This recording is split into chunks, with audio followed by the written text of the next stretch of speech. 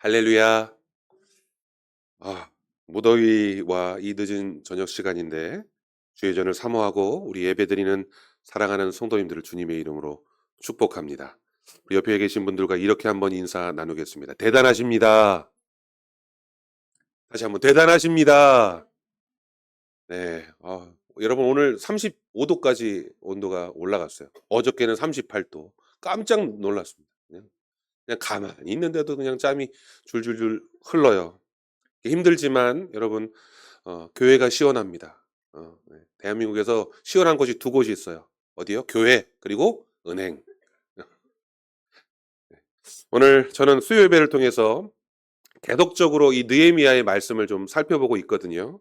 우리 지난 제가 수요일 설교할 때는 느헤미야 3장을 가지고 함께 나눴었는데 오늘 느헤미야 4장입니다. 지난 3장에서는 예루살렘 성벽 재건에 참여한 사람이 누구였는지 사람들에 관하여 우리가 살펴보았고, 그래서 성벽 재건에 참여한 사람들의 기록이 약 한 70명 정도 이렇게 인원들이 이름이 쭉 열거되었지요. 근데 어찌 보면 야, 성벽 재건을 하는데 70명 가지고 어떻게 성벽을 재건했을까라고 생각할 수도 있겠지만, 물론 대표성을 가진 사람들의 이름이 거론된 것이고 그들이 속한 가족들이 함께 참여했고 그들이 속한 공동체가 함께 참여했다는 거죠. 근데 특별한 것은 한 사람이 어느 만큼 이렇게 성전을 짓고 나면 그 사람을 뒤이어서 또 다른 사람이 그 다음 사람이 또 이어서 성벽을 짓는 일에 힘썼고, 또 그 사람이 일을 마치고 나면 또 다른 사람이 계속 성벽을 쌓는 일에 동참했다는 겁니다. 그러니까 하나님의 일을 바라보면 그냥 누가 열심히 그냥 아주 머리에 박 터질 정도로 하고 그냥 끝나는 게 아니라 계속적으로 관심과 사랑과 헌신으로 하나님의 일이 이어져 나간다라고 하는 거죠.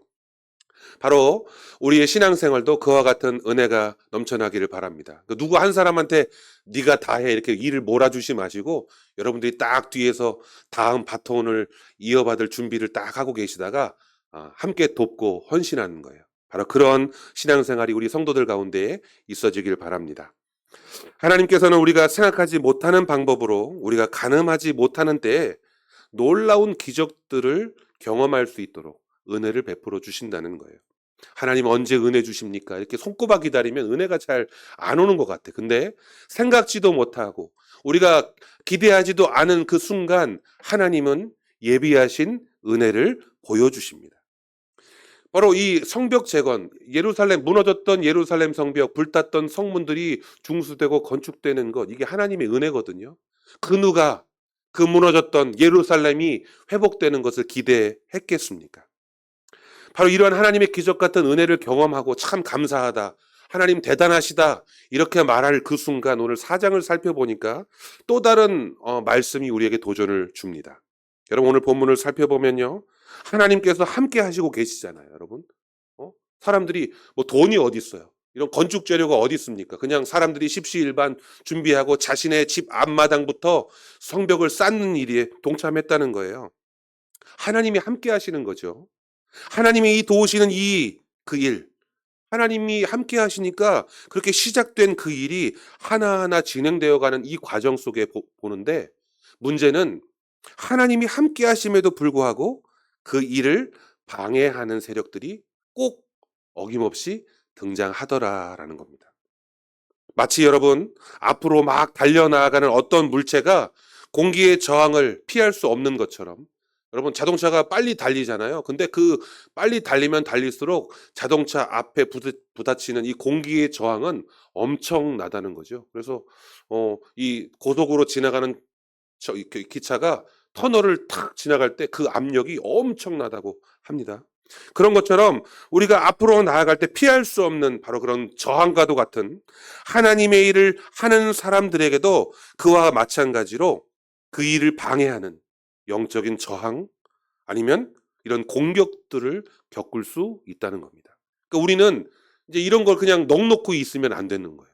신앙생활 하면서 그냥 좋으면 좋은 거야 라고 생각하는 게 아니라 이처럼 악한 영들의 어떤 저항이나 공격들이 분명 있을 수 있다는 그런 경각심을 가지고 주의하고 있는 거예요. 그래서 그 무슨 일이 딱 터졌을 때 바로 우리는 믿는 신앙으로, 믿음으로 뭉쳐야 하는 거죠. 여러분 오늘 이 느헤미야도 예외는 아니었습니다. 느헤미야도 그랬고 수많은 이 성경에 등장하는 많은 사람들, 성경의 위인들이 다 그러했습니다. 그러니까 저와 여러분도 분명 그럴 수 있다는 거예요. 여러분, 우리가 여름 행사를 놓고 지금 기도하고 있잖아요. 그죠? 7, 8월 이 무더위 속에 우리의 자녀들이, 그 학생들이 여름 성경학교와 수련회를 갔습니다. 선생님들이 기도하고 있으니까 뭐 잘 되겠지. 성도들이 뭐 특별 새벽 기도 이렇게 딱 일주일 동안 딱 해놓고 기도하고 있으니까 잘 될 거야, 순조로울 거야 라고 여길 수 있지만, 그러나 현실 속에서는 그렇지 않을 수도 있는 거예요. 열심히 준비했지만 계획한 일대로 일이 진행되지 않을 수 있습니다.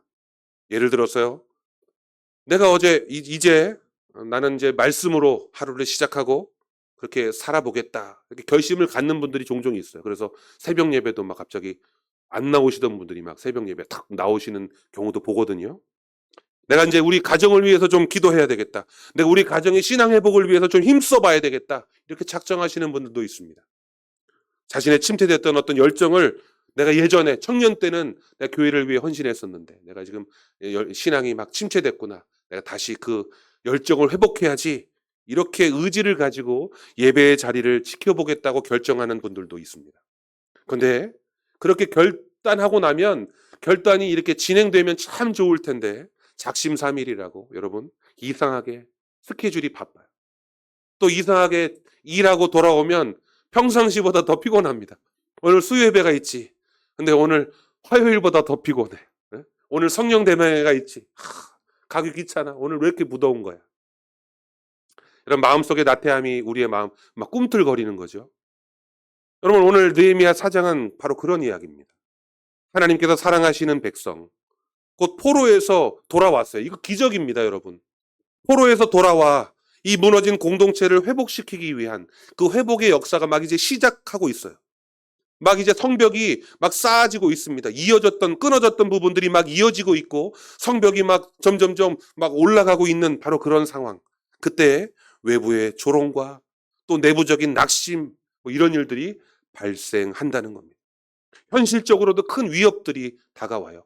막 어떤 이웃 사람들이 군사를 일으켜서 막 호시탐탐 막 위협하고 막 이런 일들이 벌어지는 거죠.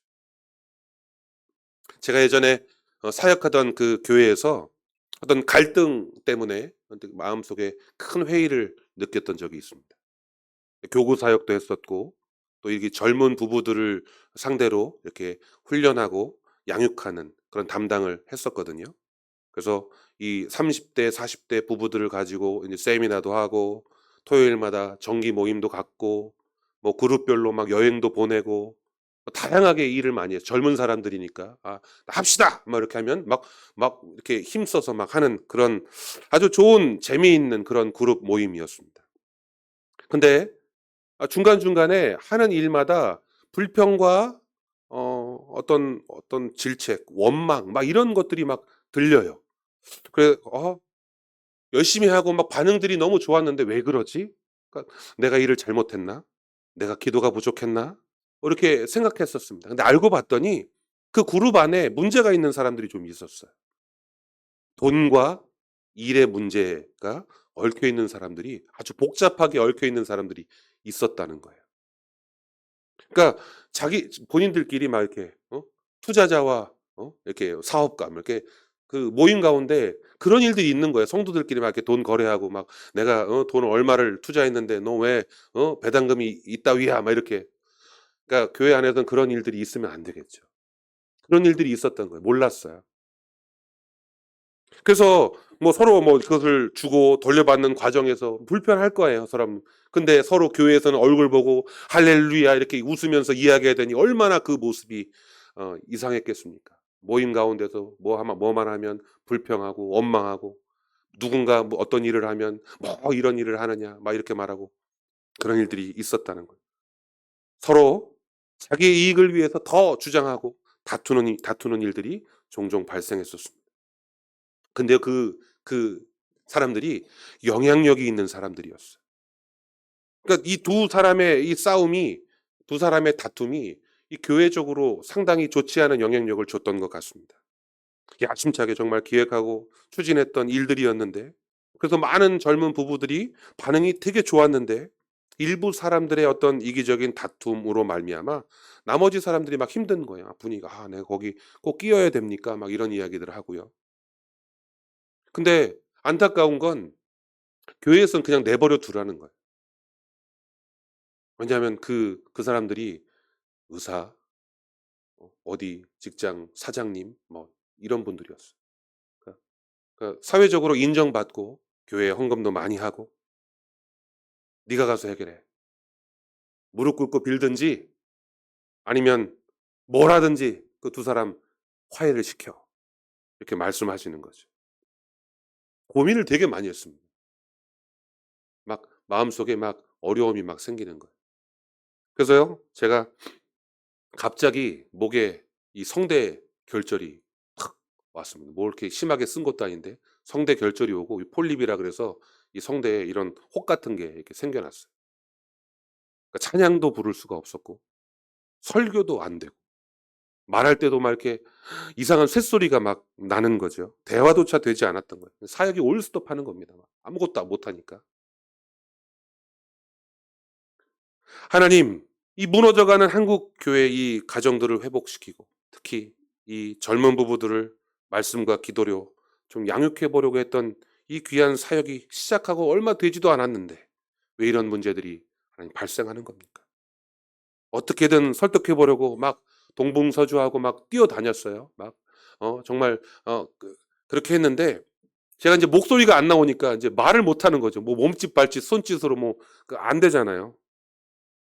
제가 지금 돌이켜서 생각해 보면 하나님은 그런 과정 속에서 저와 또 교회와 또 그런 당사자들이 하나님이 일하시는 방법, 하나님의 뜻을 좀 배우기를 원하셨던 가르치는 그런 방법이 아니셨을까 생각합니다.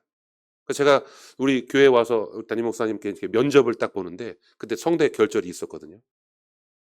"목사님 제가 이거 수술을 할까요?" 이렇게 했더니 수술하지 마라. 기도해라." 이거만 말씀하셨어요. 근데 지금 제가 어떻습니까 여러분? 찬양 인도도 하죠. 네. 이런 이게 사실 이게 찬양 인도를 막 하고 막 설교를 하고 말하는 거 이거 6 개월 전에는 힘든 일이었어요. 사실 저한테는. 우리 인생에 있어서 우리의 신앙에 있어서 이런 삶의 방해, 문제들이 있습니다.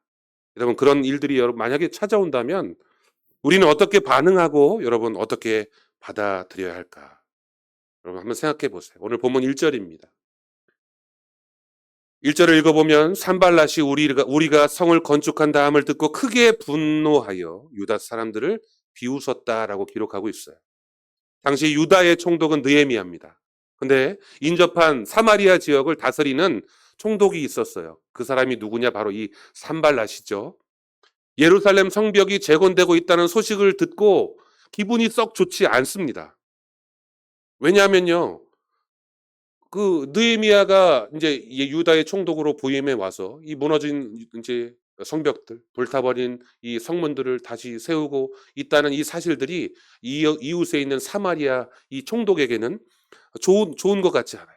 한번 생각해 보세요. 이스라엘의 이 사마리아 딱 떠올려 보시면 이미 이미 몇백 년 전에 아수르로 말미암아 이미 북이스라엘은 멸망당하고 다른 지역에서 이민족들이 그 자리에 이주해 와서 살고 있는 부분이죠.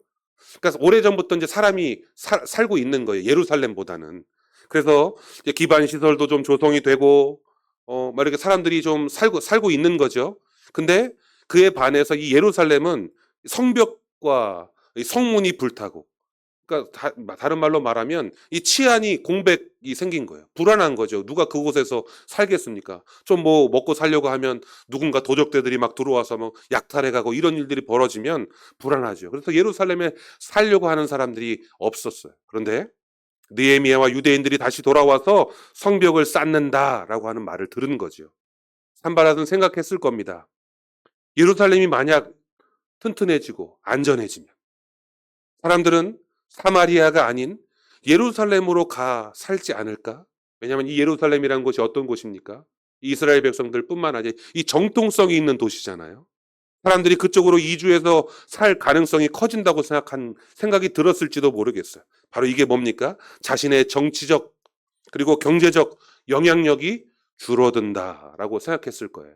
그것이 싫었지요.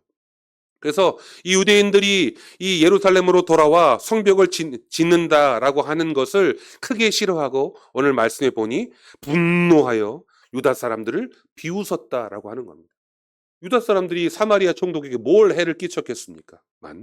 바로 그는 이렇게 유다 사람들이 성벽을 쌓는 것을 비난하기 시작했습니다.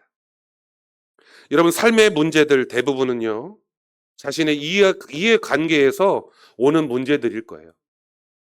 여러분, 손해보는 거, 늦어지는 거, 내가 가질 수 없는 거, 내가 누릴 수 없는 거, 이런 문제들 때문에 오는 삶의 문제들이 대부분입니다. 여러분, 이런 것들이 여러분의 신앙과 연결되는 순간 어떻게 해요? 방해의 문제로 작용된다는 거죠. 내 삶의 행복이 교회 때문에 손해보는 거 싫어해요. 요즘 사람들이요, 교회라는 것 때문에 내 삶의 행복이 이게 방해받는 거 싫어한단 말이에요. 내가 지금 누려야 하는 것들을 교회 때문에 포기하는 거 싫어합니다.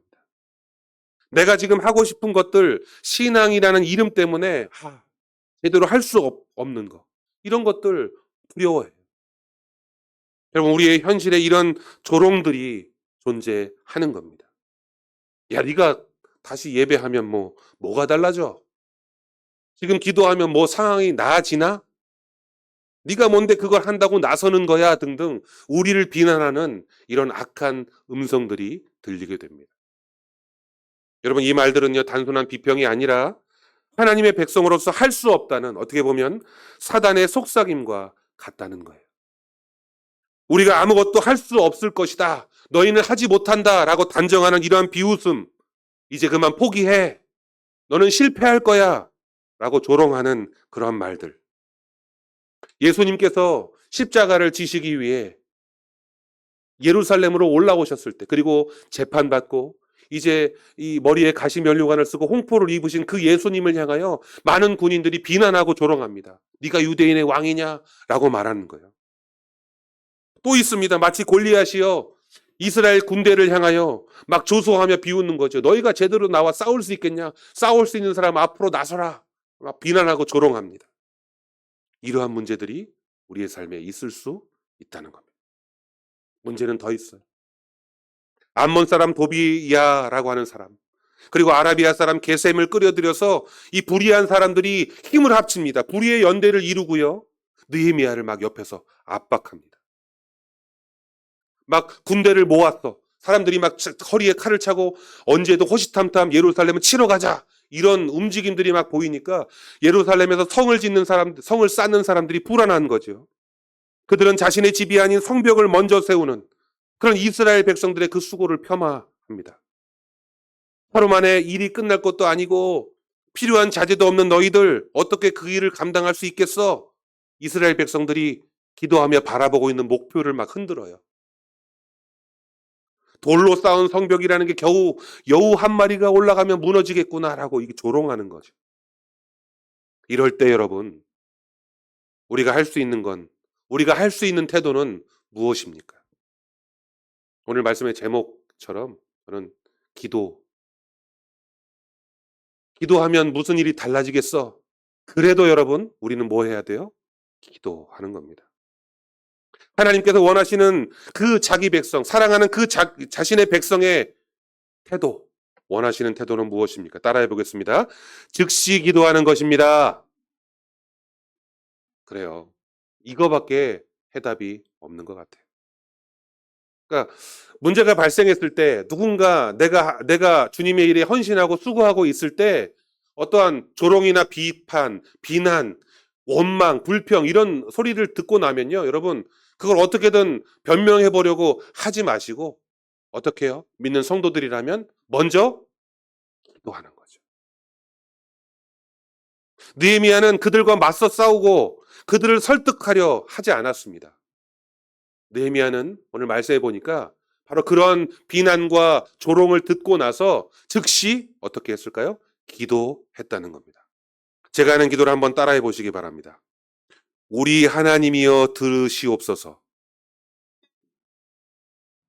우리가 업신여김을 당하나이다.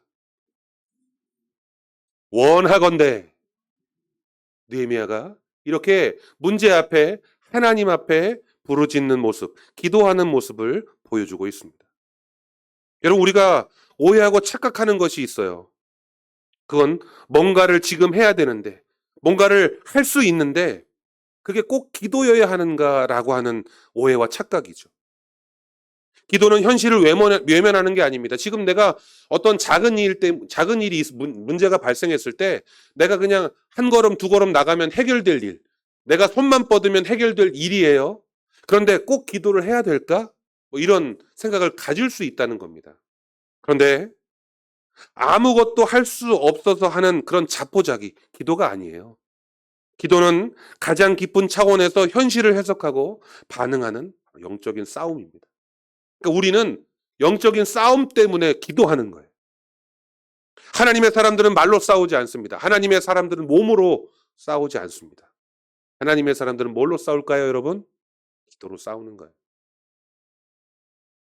그러니까 제가 사역하던 교회 문제가 작년 12월, 그러니까 제가 올해 왔으니까, 작년 12월, 그러니까 올해 왔으니까요.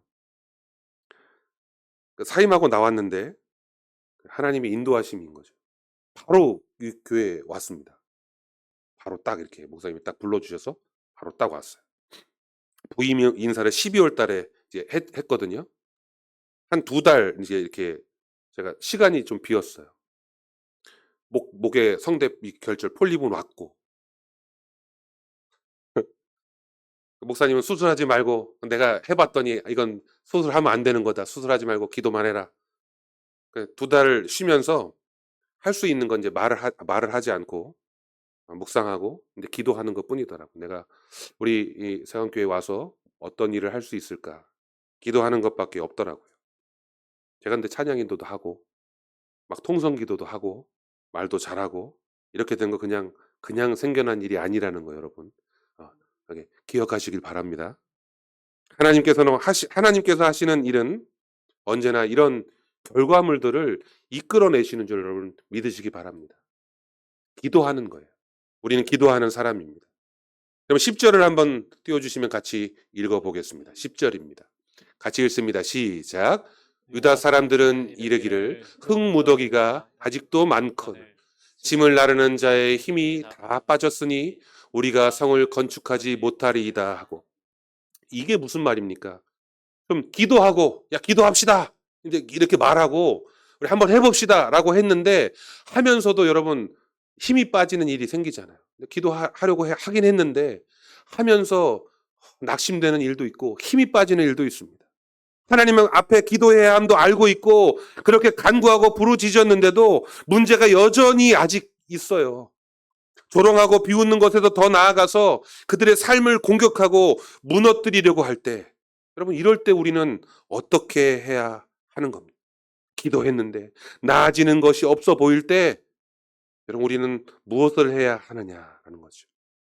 산발랏이 군대를 모아 치려고 하는 움직임을 보이자 백성들이 서로 도와가면서, 여러분 서로 어떻게 해요? 서로 도와가면서 한쪽에서는 성벽을 쌓고 한쪽에서는 성벽을 지키고.